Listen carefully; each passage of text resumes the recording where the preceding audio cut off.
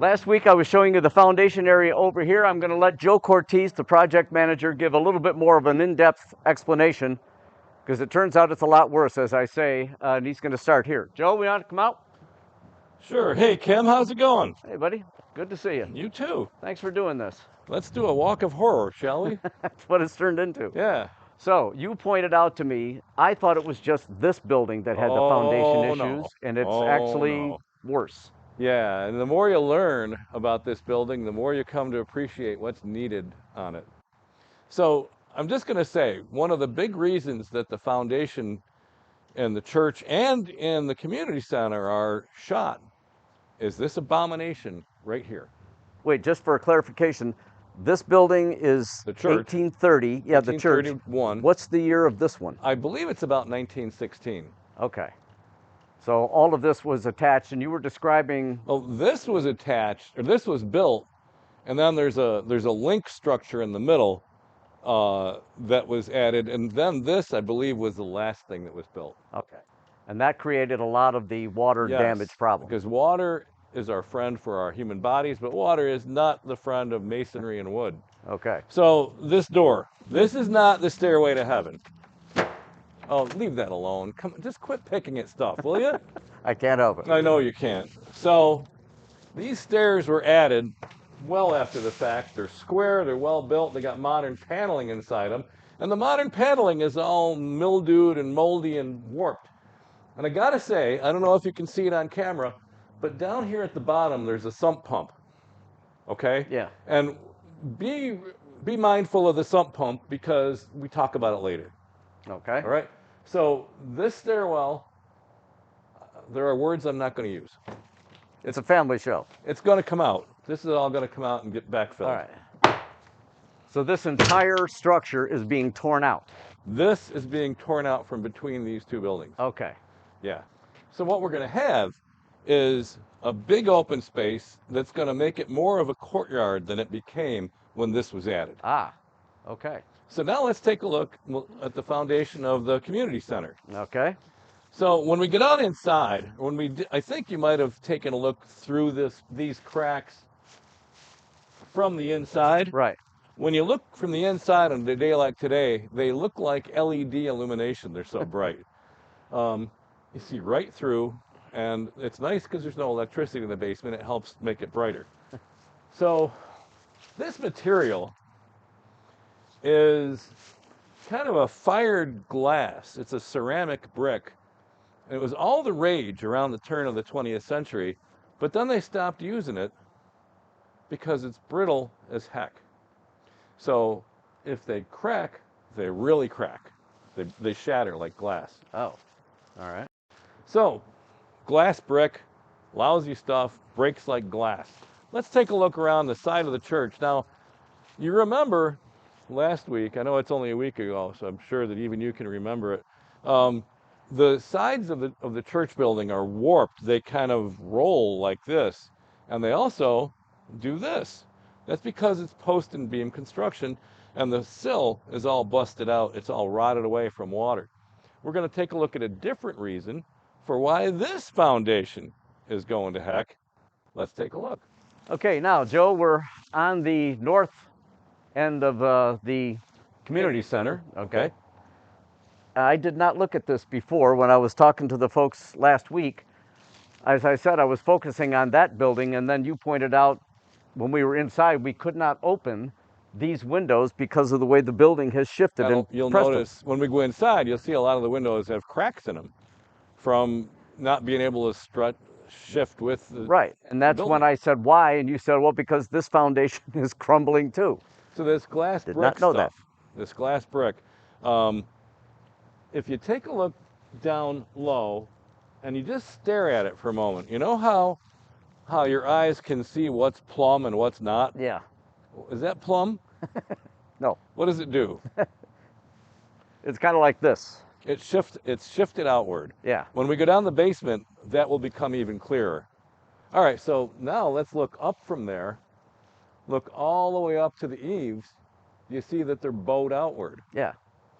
And now if you look at the clapboard wall, does it look like it has a bit of a gentle ocean kind of a low wave action in A it? little bit, yeah. All right, that's from the building having bucked outward, and it's it's really causing havoc with the whole structure. So obviously, just like the church, we have to lock the foundations in and true them up again. And I believe we have to put a sill plate in this wall here, and then we can start doing work above the foundation walls. So, what do you say we go inside? Are you sure you want to go inside? Haven't you seen enough already? Let's go inside, and Joe's going to give us an idea of what each room is planned to be turned into for the purposes of the Center for the Arts, how we're going to use this space. So let's go inside, take a look. All right, after you, buddy. Yeah, okay. Age before beauty. That's right. Well, then you should just go in twice, and I'll wait out here. So, Kim, now that we're inside the community center, this room is going to be really important. Now, this room itself, other than all the stuff that's in here, doesn't look to be in too bad a condition when I first saw it, but that's when you pointed out to me that these windows won't open because the whole wall is kind of racked everything out of rack. And so to save these windows, they have to be safely taken out until the building is corrected so we can put them back in. So if you look at a lot of the windows, let's take a look at this one right here behind 2019's Christmas tree and the stocking. Some of the glass has shattered, but it's inside a plexiglass storm window. That happened because the building is torqued. The window is rigid. It can't torque with the building, so something had to give. Pop. All right. And there are several other windows here. Yeah, I can see cracks on several more. Yep. And that's just the stress in general. Now, as far as what's needed in here, I mean, obviously, typical thing is to sand these floors, polish them up and all that. The wainscoting looks to be in pretty decent shape. We've got a wall here that it's pretty obvious what's wrong with it. What else do we have to deal with in here? Well, the walls, it's all plaster. I'm not sure if we're going to have to strip these walls like we will the church, but we're definitely going to have to refinish them. So, but if you look up above, first, let's look behind us here. That big 4x8 sheet of plywood, that covers up that window on the front of this building that you saw. And of course, that has to be taken out and reconstructed because it's in really rough shape. Now, the other windows, all these kind of Palladian windows, have to be removed, like you mentioned. They have to be reglazed. Some of the glass has to be replaced. On a few of them, like we can see over here, some of the molding, the wood between the two panes and this window over here, the same thing, that has to be recreated. So we do have an anonymous person who's made a grant to us to help with that process. Now, looking above that, this beautiful ceiling, right? Well, when the building shifted, some of the ceiling shifted with it. Right over here, you can see some of the tongue and groove boards have popped out, and over here too.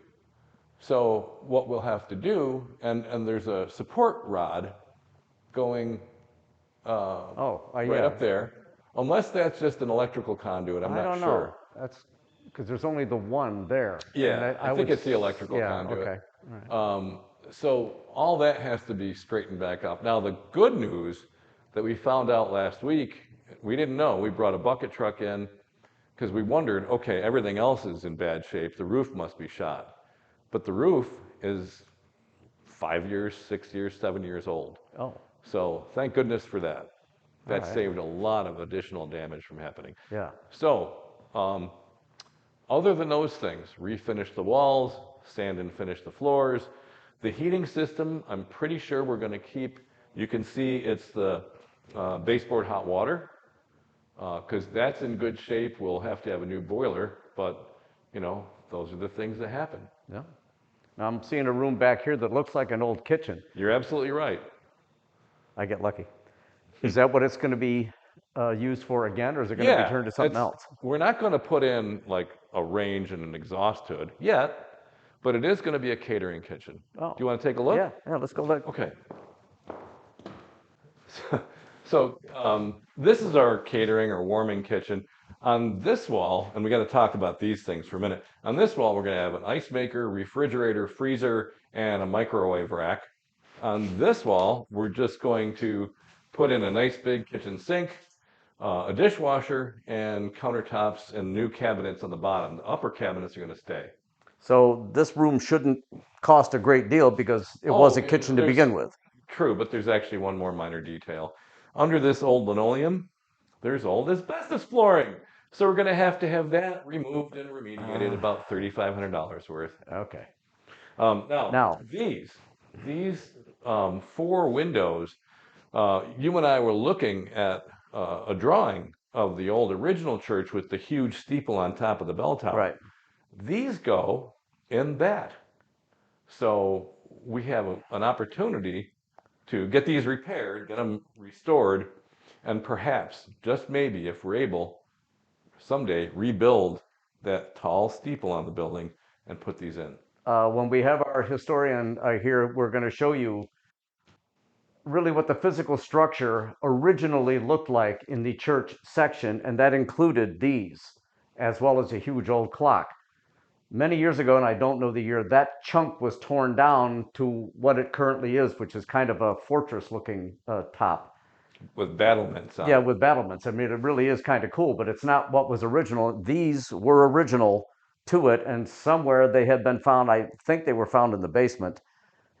As Joe says, if we can find somebody with the very deep pockets and rebuild that top section to what it once was, these would be integral to putting all of that back together again.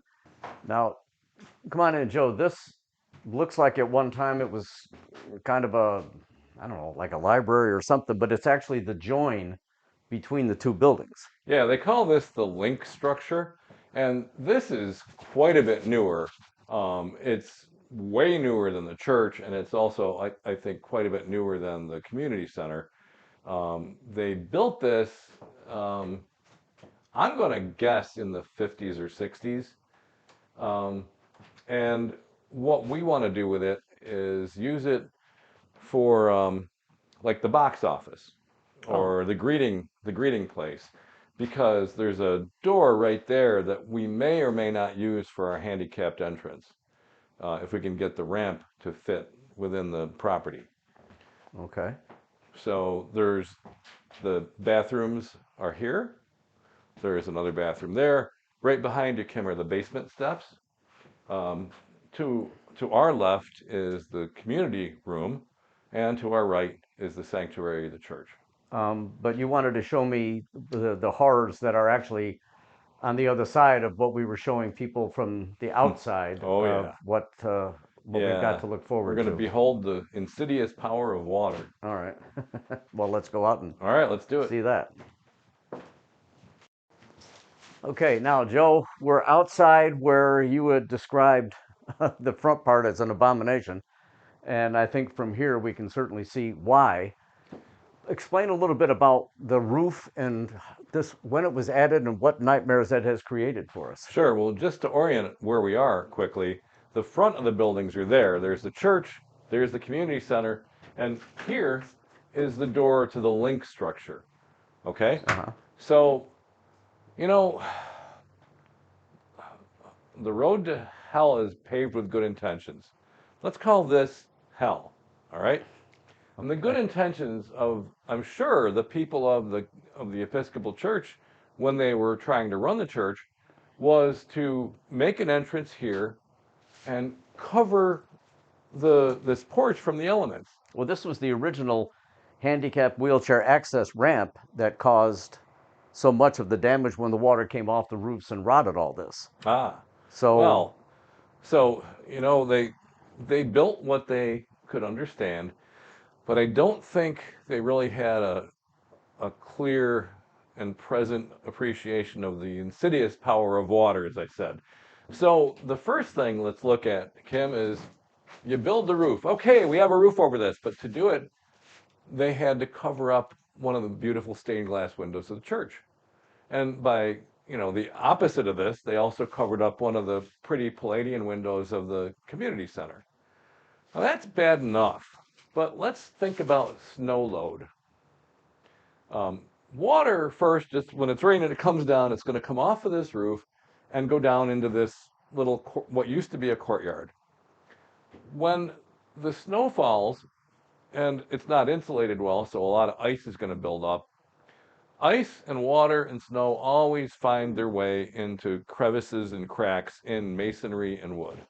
And that's precisely what has happened here. So these tarps, it's almost like covering a dead body. The damage under there is just atrocious, and you can see the sill plate right next to the stairs because snow gets on the sill. It sits, and it's going to infiltrate into there, and it's going to rot it, which it did. That's all rotted. Then let's take a look at the abomination, the stairwell. Take a look at that gorgeous moss that's round as a pie plate up there. I don't know how it happened, but it's really cool. But that's that.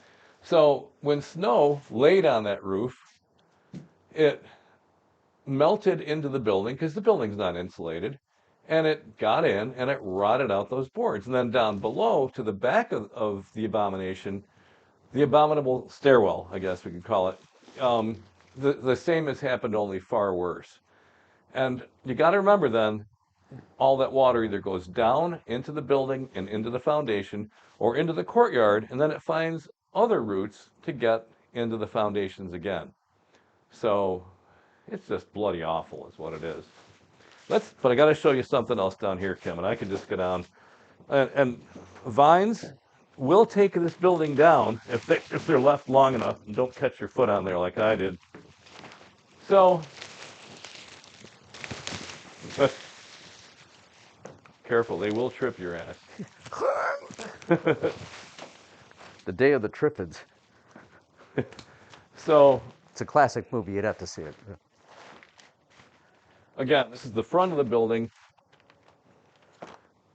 You remember we talked about this, Kim? The sump pump, yeah. The Okay. sump pump. So this is the hose to pump the sump out of the bottom of the stairwell.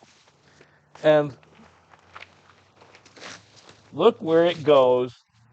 It puts the water right here. So this is actually So it goes right back down it's a to where. recirculating pump is what it is. The water comes out, it goes down, it comes out, it goes down. What is this conduit here? That's Is that electricity for nothing right now. I'm not sure what it was. It comes out of here. This is one of those horrors, again, Joe mentioned the road to hell is paved with good intentions kind of thing. I'm sure the volunteers here were trying to help and save a lot of money, but if you don't have qualified people, don't get zapped now. Yeah. If you don't have qualified engineers, architects that tell you exactly what to do, you wind up with stuff like this. Just kidding. Do you suppose this is up to code? I don't know what would say- does. It just goes in underneath that. Yeah, that's what I mean. I was bet wondering. you it's those spotlights. Oh, jeez. But holy cow, Kim. Good Lord. Jesus, this is growing right out of the concrete. Hey, there's a redeemable water bottle there. 5 cents. That's a start. yeah. That's a start. So what's going to happen in here? Okay, it's going to become a courtyard again of sorts. This is coming the heck out. This roof right here is coming out. Now that roof it's pitched downward from a peak between the two buildings toward the back. There's another little return of a roof, kind of like a salt box.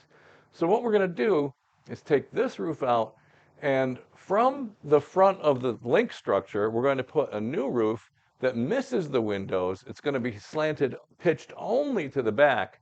That way, all the water that drops there will get out. Okay. Okay? And this is all going to be jackhammered out.